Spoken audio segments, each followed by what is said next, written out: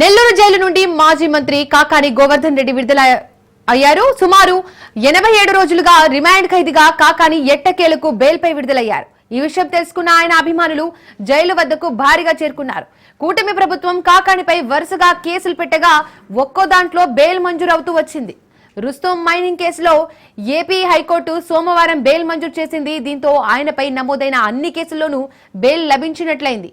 బెయిల్పై ప్రాసిక్యూషన్ అభ్యంతరాలు వ్యక్తం చేయగా ఆ అభ్యంతరాలను హైకోర్టు తోసిపుచ్చింది. కొన్ని షరతులతో కాకానికి బెయిల్ మంజూరు చేస్తూ తీర్పు ఇచ్చింది. అయితే ఆయన మంగళవారమే విడుదల కావాల్సి ఉండగా ప్రక్రియ జాప్యం కావడంతో ఈ ఉదయం విడుదలయ్యారు.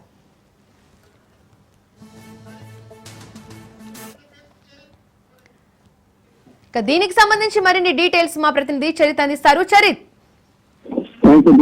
ఏదైతే మాజీ మంత్రి కాకాని గోవర్ధన్ రెడ్డి సుమారు 87 రోజుల తర్వాత ఈ రోజు జైలు నుంచి విడుదలయ్యారు. ఆయనకి మొన్ననే బెయిల్ వచ్చేటువంటి పరిస్థితి. ఈ బెయిల్ వచ్చినప్పటికీ కూడా నిన్న కోర్టులో ఏదైతే కోర్టు ఫార్మాలిటీస్, కోర్టుకు సంబంధించినటువంటి అన్ని కూడా కార్యక్రమాలు ముగించుకొని ఏదైతే బెయిల్ పేపర్స్ 5:30 సెంట్రల్ జైలు వద్ద, నెల్లూరు సెంట్రల్ జైలు వద్ద సబ్మిట్ చేయాల్సింది. దాని కోర్టుకు సంబంధించినటువంటి ఏదైతే పేపర్స్ అన్ని కూడా రిలీజ్ చేసేందుకు ఈ కార్యక్రమాలు ఫార్మాలిటీస్ అన్ని అయ్యేందుకు కూడా లేట్ అయింది. వాళ్ళు 6:30 గంటలకు పేపర్స్ ఏదైతే సెంట్రల్ జైల్లో సబ్మిట్ చేసిన పరిస్థితి చెప్పాలి. నిన్ననే కాకాని గోవర్ధన్ రిలీజ్ అవుతారంటూ కూడా పెద్ద ఎత్తున అభిమానులందరూ కూడా జైలు వద్దకు చేరుతున్నారు. కానీ ఈ రోజు ఉదయం కాకాని గోవర్ధన్ రెడ్డి విడుదలయ్యారు. ఏదైతే అక్రమ మైనింగ్ కేసులో A4 నిందితుడిగా ఉన్నటువంటి కాకాని గోవర్ధన్ రెడ్డి సుమారు 8 కేసుల్లో ఈయన ముద్దాయిగా ఉన్నాడు. అయితే 8 కేసులకు సంబంధించి 8 కేసుల్లో కూడా ఆయనకి ప్రధానంగా బెయిల్ ఇచ్చిన పరిస్థితి. ఏదైతే అక్రమ మైనింగ్ కానీ, SC/ST అట్రాసిటీ కేసు, అలాగే ఫోర్జరీ సంతకాలు, ఇలా వివిధ రకాల ల్యాండ్స్ మార్పింగ్ సంబంధించినటువంటి ఏదైతే భూముల తారుమారులకు సంబంధించినటువంటి కేసు, ఇలా అనేక రకాల ఎలక్షన్ 2024 ఎన్నికల్లో మద్యం నిల్వలకు సంబంధించినటువంటి కేసు, ఇలా 8 రకాల కేసుల్లో ముద్దాయిగా ఉన్నటువంటి కాకాని గోవర్ధన్ రెడ్డి అన్ని కేసుల్లో దాదాపు బెయిల్ వచ్చినటువంటి నేపథ్యంలో ఈ రోజు ఉదయం జైలు నుంచి విడుదలైన పరిస్థితుల్లో చెప్పాలి. దీనికి సంబంధించి ఈ రోజు కాకాని గోవర్ధన్ రెడ్డి అభిమానులు కానీ, సర్వేపల్లి కానీ, నెల్లూరు జిల్లాకు సంబంధించిన అందరూ నేతలు కూడా జైలు వద్దకు చేరుతున్నారు. కాకానికి అయితే మాత్రం సాదర స్వాగతం అయితే లభించిన పరిస్థితి ఉందని చెప్పాలి. ఆయన మాత్రం ఎక్కడా కూడా మీడియా ముందుకు మాట్లాడిన పరిస్థితి ఉందని చెప్పాలి.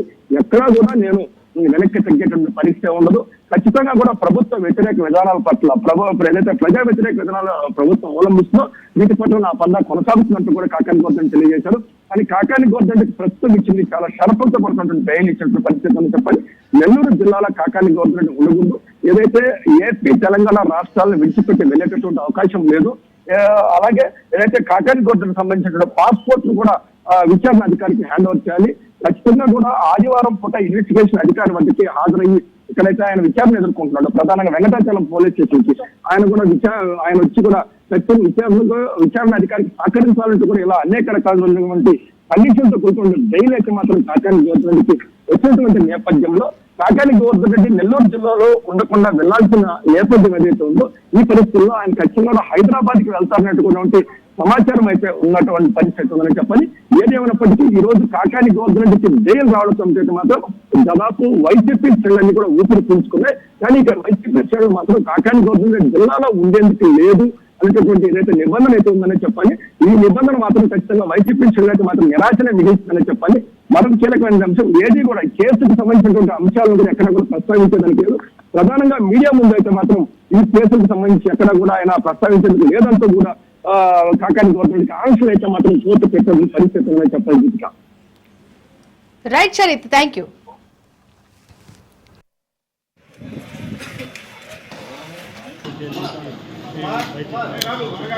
చూస్తున్నాం అంటే